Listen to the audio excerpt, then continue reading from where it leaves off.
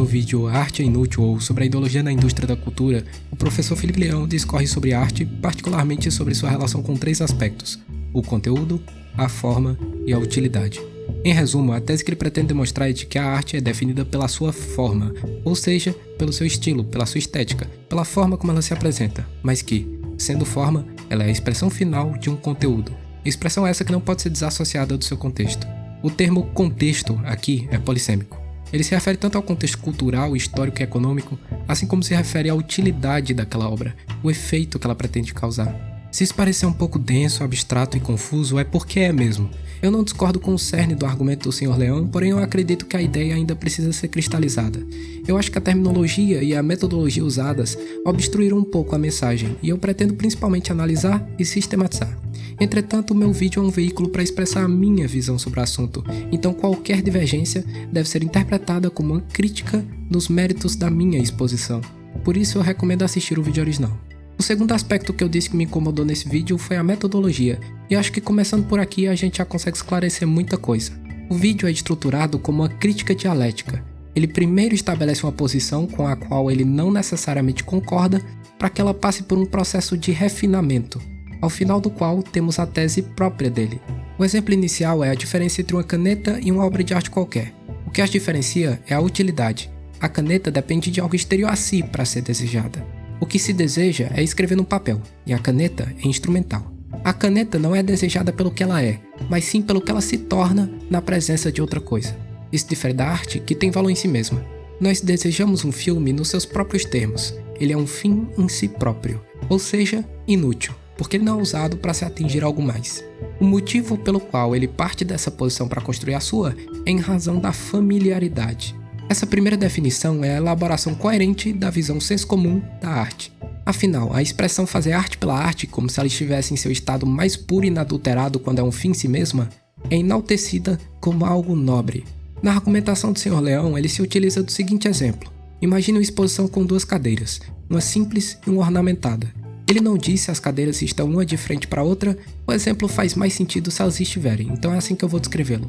Antes dessas 2 cadeiras, uma placa diz: sente-se na cadeira e observe a obra. Presume-se que se sente na cadeira simples para observar a cadeira ornamentada. O que ele pretende mostrar com esse exemplo é que, embora essa seja a expectativa inicial, a cadeira ornamentada ainda serve como assento, mesmo que nessa situação ela seja obra. E em determinado momento, ele chega a falar que, no caso de arte decorativa, ela continua sendo arte, apesar de servir como decoração. Ou seja, apesar da sua utilidade. A cadeira hiperestilizada, apesar de ser obra, ela não deixou de ser cadeira. E aí, se a gente pensa, por exemplo, na arte decorativa, que quando perde a sua utilidade de decorar, ela deixa de ser útil e, portanto, é descartável, ela ainda assim é arte. Esse me parece um desenvolvimento razoável, mas preciso destacar algo. Nessa definição, arte e utilidade não são tratados como opostos, só que elas continuam sendo tratadas como coisas separadas. Não é como se a utilidade corrompesse a arte, como se ter uma utilidade faz algo menos arte, ou não arte. Mas também não é como se a arte e a utilidade pudessem formar uma identidade. A cadeira ornamentada é desmembrada, e de um lado fica a cadeira, e do outro fica o ornamento. Todas as propriedades da cadeira que são úteis, isto é, que constituem meios para obter um fim, uma cadeira para sentar, são diferentes das que são arte, que são ornamento, que são fins em si próprias. E nesse exemplo, essa dicotomia é bem óbvia. De um lado, a cadeira simples é só cadeira, somente instrumento.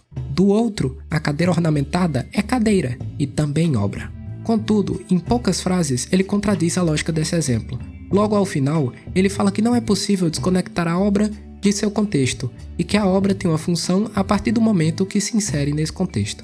Por fim, ele diz que a forma é apenas a expressão final do conteúdo e que não é possível que um conteúdo se exponha sem adquirir uma forma.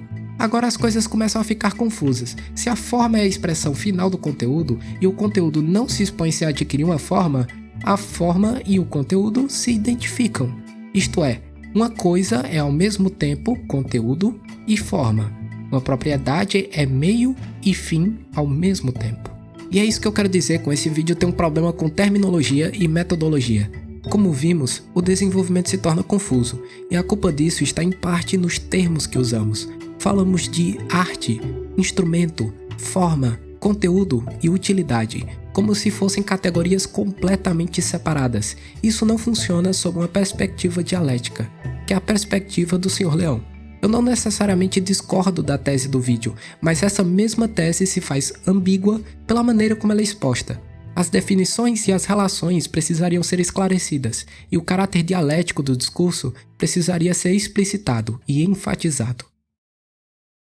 A dialética costuma ser particularmente difícil de compreender, mas eu farei o meu melhor para explicá-la no tempo que eu tenho. Eu não acho que existem exemplos melhores para isso do que os fragmentos do Heráclito de Éfeso. Heráclito, o cara do "um homem não entra duas vezes no mesmo rio", gostava de falar em aparentes contradições. Assim como muitos pré-socráticos, não sobrou material original dele, apenas fragmentos citados em outras obras. Portanto, eu estou usando como base os fragmentos do inglês na tradução do Charles Kahn, porque eu não falo grego antigo, assim como algumas das interpretações dele. O motivo pelo qual Heráclito ajuda a entender a dialética é o fato das contradições serem tão explícitas e igualmente necessárias para a interpretação dos fragmentos. O famoso trecho lá do "um homem e um rio entram num bar", de quantos homens você precisa para trocar um rio? Como é que é mesmo? Você sabe do que eu tô falando. Esse fragmento tem origem disputada. Fragmento 50 diz: "Quando um homem adentra um mesmo rio, outro e outras águas fluem sobre ele." Outro se referindo ao rio. E o fragmento 51: "Não se pode entrar duas vezes no mesmo rio, nem se pode apreender qualquer substância mortal em uma condição estável, mas ela se dispersa e então se recolhe, se forma e se dissolve, se junta e separa." A interessante interpretação desses trechos é de que a contradição está presente em todas as coisas, e que elas formam uma identidade. Um rio só é rio porque flui, só é rio porque as águas que o compõem estão em constante fluxo. Nesse sentido, o rio não é definido pelo que permanece, mas pelo que muda. Se as águas parassem de fluir, o rio deixaria de ser. O rio só permanece rio enquanto estiver em constante mudança. O fragmento 51 implica a generalização desse princípio, o que é reafirmado nos trechos sobre o fogo. A ordem, a mesma para todos, nem homem nem Deus criou, porém sempre foi, é e será. Fogo imortal, em medidas alimentado e em medidas extinto. Esse fragmento, assim como outros, reforçam a ideia de que fogo eterno era metáfora para a eterna mudança, já que existe uma contradição em chamar de eterno o mais volátil dos 4 elementos. Isso é ainda ressoado quando Heráclito diz que é sábio concordar que todas as coisas são uma só. Todas as coisas são fogo, pois todas as coisas estão em eterna mudança. Mas o ponto é, às vezes é útil tentar entender uma dicotomia na medida em que os opostos se identificam e não na medida em que eles se anulam. Um outro exemplo famoso é a dialética do senhor e do escravo. Nós pensamos o senhor e o escravo como sendo completos opostos, mas a relação entre eles mostra que na verdade eles se identificam. Em um primeiro momento, pode parecer que o escravo precisa do senhor para existir, quando na verdade é o contrário. O senhor não trabalha, ele depende do trabalho do escravo para manter a própria existência. O senhor é escravo do trabalho do seu servo, enquanto o escravo detém poder sobre o senhor na medida em que o senhor depende do seu trabalho. A relação entre eles é, portanto, dialética, e um não existe sem o outro. Remova o senhor e o escravo será livre. Remova o escravo e o senhor morre de fome. Quando falamos de forma e conteúdo, a mesma coisa acontece. Embora se possa dizer no senso comum que algo é uma forma vazia de conteúdo, ou que é possível transmitir uma informação de maneira neutra, ou seja, passar um conteúdo que não adquire uma forma, nenhuma das duas pode ser pensada isoladamente. No processo de se transmitir um conteúdo, ele inevitavelmente adquire uma forma. Para repetir o exemplo do meu vídeo anterior sobre pensamento crítico, que você deveria assistir, imagine que você queira transmitir uma informação sobre a produção energética do Irã. O que você escreve primeiro? Se você decidir escrever no primeiro parágrafo uma ideia geral da situação atual, um detalhamento no segundo, uma contextualização, seja histórica, política ou econômica, e detalhar progressivamente do terceiro parágrafo em diante, parabéns, o seu conteúdo adquiriu a forma de uma notícia. Retornando ao terceiro parágrafo, se você tiver uma contextualização histórica, por onde você começa? O recorte histórico não poderia enviesar o leitor? Se a contextualização for política, pior ainda, as palavras que você escolher também enviesariam o leitor, bem como o leitor enviesaria a notícia. Quem quer que fosse ler a sua contextualização política da produção energética do Irã, teria a sua própria tendência ideológica. Se você mencionar um fato e não mencionar outro, isso expõe tanto o seu viés quanto do leitor. E até se você usar uma fraseologia diferente, você será percebido como um apologista ou como um crítico do Irã. Nesse sentido, seria possível escrever algo que tenha a forma de uma notícia, sem transmitir qualquer conteúdo? Seria possível arranjar as palavras de tal forma que ela não fosse percebida como uma crítica satírica ao jornalismo, como uma tentativa dadaísta deliberada ou como reflexo de qualquer aspecto social, cultural, político ou histórico? Seria possível escrever um texto que não tivesse significado nenhum para o autor e que também fosse impossível de ser dado significado por qualquer pessoa, independente de quem fosse? Claro que não, porque a forma e o conteúdo não podem ser pensados sozinhos. É por isso que, inevitavelmente, essa forma é a expressão final de determinado conteúdo. E não existe conteúdo que não adquira uma forma. A forma e o conteúdo se relacionam dialeticamente. No exemplo das cadeiras, nós não consideramos o que aconteceria se alguém sentasse na cadeira ornamentada. A partir de então, a cadeira simples também se tornaria obra. A sua simplicidade não poderia ser senão comparada com a luxúria. O fato de que ela foi produzida em vista de não parecer ornamentada denunciaria a sua estética minimalista. A minha argumentação aponta para a conclusão de que tudo é arte. Isso pode parecer sentimentalismo para enaltecer qualquer coisa ao patamar de arte. Então, para esclarecer o que eu quero dizer, nós podemos tentar responder a pergunta do título do vídeo, que não é respondida explicitamente. A arte é inútil? Voltemos na definição de utilidade que demos no começo. A caneta depende de algo exterior a si para ser desejada. O que se deseja é escrever no papel, e a caneta é instrumental. A caneta não é desejada pelo que ela é, mas sim pelo que ela se torna na presença de outra coisa. Tem uma coisa que falta nessa equação. Além da caneta depender de um papel no qual escrever para ter valor, para ser útil, ela também precisa de alguém que queira escrever. Existe uma relação dialética entre o sujeito e o objeto. O objeto contém na sua composição material a tinta, o tubo plástico, a mola, o botão, a pequena esfera metálica rolante, mas a utilidade propriamente dita não está contida nela e nem nas propriedades materiais de outro objeto. O sujeito precisa atribuir essa utilidade ao objeto.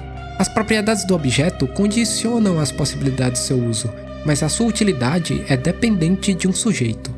Ainda que eu fisicamente não possa escrever com a caneta de 3 km, uma caneta Bic também pode ser utilizada como receptáculo de sêmen por sujeitos que desejem realizar uma inseminação artificial improvisada.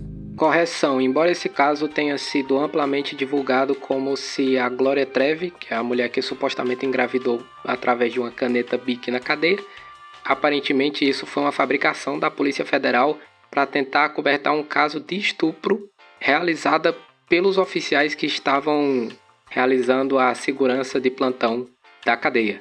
Eu vou deixar uma reportagem da Isto É na descrição. Tem até carta de policiais e uma entrevista com a Gloria Trevi. Legal! Da mesma maneira que uma caneta é útil nas condições de um sujeito, a arte também é. A arte é útil porque ela serve às necessidades de uma pessoa, seja de entretenimento, de reflexão, de decoração ou de propaganda. A arte não só é inevitavelmente útil, como também ela está inevitavelmente conectada ao seu contexto social, pois ela é produzida e significada por sujeitos humanos que se organizam socialmente, sob um modo de produção específico, numa cultura específica, que todos condicionam esses mesmos sujeitos humanos a significarem uma obra de uma maneira específica. Da mesma maneira, a percepção do que é ou não é arte está subordinada ao contexto humano que a produz. Negar qualquer uma dessas coisas é negar a própria natureza da arte. Enfim, eu espero que esse vídeo tenha ajudado a enriquecer a discussão, a esclarecer algumas coisas. Se você gostou desse vídeo, lembra de dar like, compartilhar, comentar essas paradas aí que você sabe que tem que fazer em todo vídeo, mas não lembra. E eu não julgo porque eu também não lembro de fazer nos vídeos que eu assisto. Eu só tô aqui pra te lembrar de fazer o seu dever. Eu fui tentar terminar esse vídeo como eu geralmente termino, colocando uma música no final, só que como eu tive que fazer aquela correção, ficou um pedaço de áudio muito curto de narração pra eu colocar uma música depois e aí acabou ficando estranho, então vou falar umas bobagens aqui no final, só pra dar tempo de você esquecer que teve aquela correção. Não esquecer, olha a descrição, vai lá ler a notícia é boa mesmo. Realmente muito, muito boa. Só pra você se aclimatizar de que esse é o final do vídeo, eu tenho um Instagram. Um Instagram eu praticamente não uso, que é uma boa coisa, porque o Twitter que eu uso, a cada 5 dias eu só posto merda lá. Meus tweets são aquele tipo de tweet que você vai ler no seu dia e você vai ficar, caralho, eu podia ter dormido sem essa hoje, às 2 da tarde. No meu Instagram eu tô postando só uns pedacinhos de vídeo, ou então, se eu for fazer uns vídeos curtinhos, eu vou postar lá. Mas provavelmente eu vou postar muito pouco lá, uma vez a cada 3 meses ou menos. Twitter. Posto bobagem, como eu disse, a galera parou de me seguir porque eu disse que eu ia sair, e eu saí por 6 meses, por causa que tinha um nazista. Eu me deparei com um nazista, que era a primeira vez que eu tinha me deparado com um literal nazista defendendo o Holocausto. E aí eu falei, não, isso aqui tá demais pra mim. Aí eu voltei, depois de 6 meses eu fiquei, vou voltar. Eu voltei a falar bobagem. Eu tenho um canal secundário, porque a nossa existência na internet é extremamente fragmentada. Meu watch time deve estar caindo muito pra esse vídeo. A galera deve ter percebido que eu só tô falando minhas outras redes sociais e falando bobagem aqui no final. Deve falar, foda-se, vou embora. Normal, é a vida. Mas eu tenho um canal 2, em que eu posto vídeos curtos e menos preparados. Vídeo pior, pra ser sincero, assim. Mas se você não tiver satisfeito com o que você recebe aqui, se você não tiver satisfeito em receber esses vídeos tão poucas vezes no ano, você pode ir lá no meu canal secundário, em que eu posto umas bobagens. E eu provavelmente vou postar mais lá, porque eu tenho cada vez mais pitaco merda pra dar, né, mano? Eu tenho uma filosofia que eu não gosto de fazer autodepreciação nos roteiros dos meus vídeos, porque é uma coisa que é muito punhetação cerebral reversa, porque a punhetação cerebral seria, eu sou muito foda, sou muito inteligente, e aí a punhetação cerebral reversa é você se diminuindo pra você ter a paz de consciência de que as pessoas não vão te levar tão a sério. Só que isso só faz o vídeo ser pior de assistir, por isso que eu não faço os meus vídeos. Aí eu deixei tudo pro final. Me desculpa, tchau.